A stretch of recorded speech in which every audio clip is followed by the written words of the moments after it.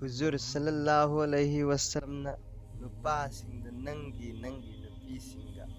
nungsi chanana leiminnau haina kanna hairami. Huzur sallallahu alaihi wasallamna hairami Nupida asoiba amadi leibani madu mapoktagini sumthokpa yararoidabani. Nupigi wangang sangangda saning tana khantadaba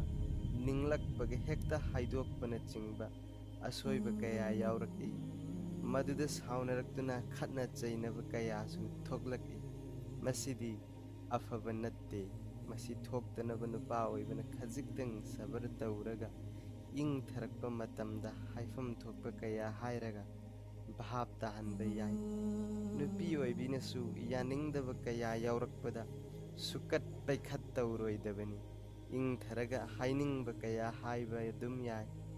Nupana matam chadana lakpada sauningba kaya leirabasu taramna okpigadabani hainingba kaya kona haiba yai madu nattana kauba fauba khumdabadi iman leibi nupi amagi lamchat natte amuk ahanna tauroidabani masi pumnamak asi sabargi makha poli maram asina sabarna iman tangkhai amani hairibani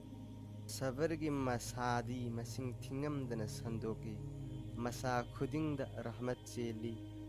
nupadi nupigi mathakta hakimni ngakpi haibagi gun chengadabani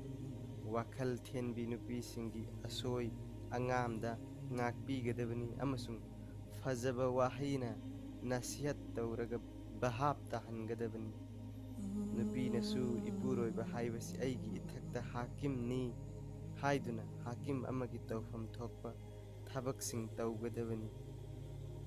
Firawanna zalim ningthau oirabasu Hazrat Bibi Asiyana mapuroibagi tawfam thokpa seba tawrammi ummat pumnamaki mamani hairibi huzur sallallahu alaihi wasallamgi loina bisingi maraktasu nupi oibigi wakhal thenbagi thaudok kaya laikhrabani adubu nupini haiduna huzur sallallahu alaihi wasallam sabar tawki warauba tawkide thamoi chauba amadi ijat leiba nupadi nupigi kekhat kethada sabar tawi kanagumba nupadi sabar tawbagi mahutta lichaina seba tawi natraga mama mapa chingkhatlaga ngangi masi yamna fattaba amadi hanthaba thakil lamchatni huzur sallallahu alaihi wasallam na hairami ijat leitaba nupadi nupida phuba cheiba tauraga mahakna ngamnaba hotnai aidi ijat leiba nupa ama oina leiba pami wa ngangbada nupina ngamge ngamjasanu aina ngamdaba yade haiba leite ngamnaba haiduna phu cheiba su pamde Hazrat Maulana Ashraf Ali Thanvi Sahib na wari ama lirammi madudi nupa ama leirammi mahak yamna lairaba mini tha taruk lom sure mahakna sa charaktri maram aduna mahak sa yamna chaninglam nongmadi upai ama tawduna yen sa khara leiraga purakle ngasidi hauna sarani khanduna mahaki nupina su yamna haraubaga loinana sa adu fazana thongle nupa aduna fazana phamlaga chaba haurakpada thum yakpana sa adu chaba yadre nupa aduna khalli masi mahaki nupina tauge haina taurambadi oiramloi mahak su sagadawribani masi nupina thum hapada soikhiba oiramgani khanduna nupi aduda karigumba amata haidre amasung nupi aduna soikhibadu mahakna ngakpire madugi maramda wafam amma fauba chingthoktre hairuraga mathwai nungairoi khanduna matam khara leiraga nupa adu sire kanagumba ammagi mamangda mahakka wari sanabada nupa aduna hairagi ahanbadadi aigi asoiba mayam amma puthorakbada ai yararoi khallure adubu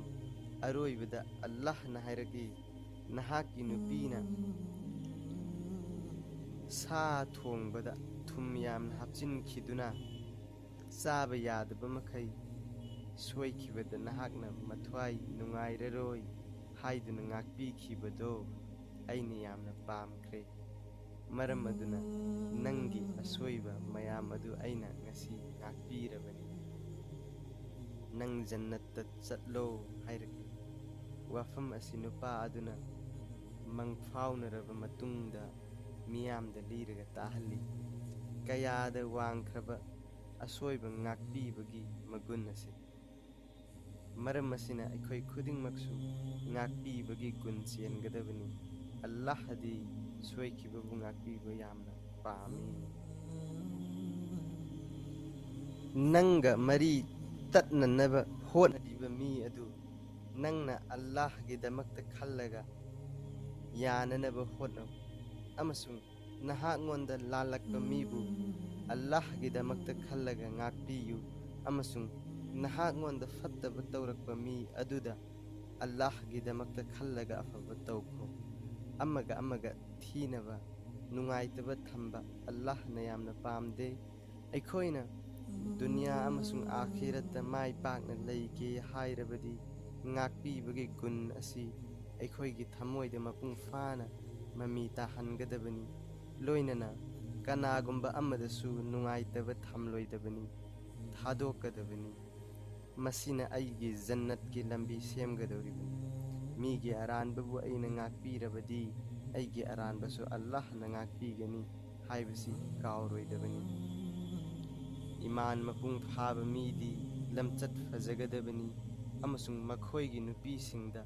ꯑꯊꯣꯠꯄ ꯋꯥꯍꯩ ꯁꯤꯖꯤꯟꯅꯒꯗꯕꯅꯤ꯫ ꯍꯨꯖꯨꯔ ꯁꯜꯂꯜꯂꯥꯍꯨ ꯑꯂꯩꯍꯤ ꯋꯁꯜꯂꯝꯅ ꯍꯥꯏꯔꯝꯃꯤ,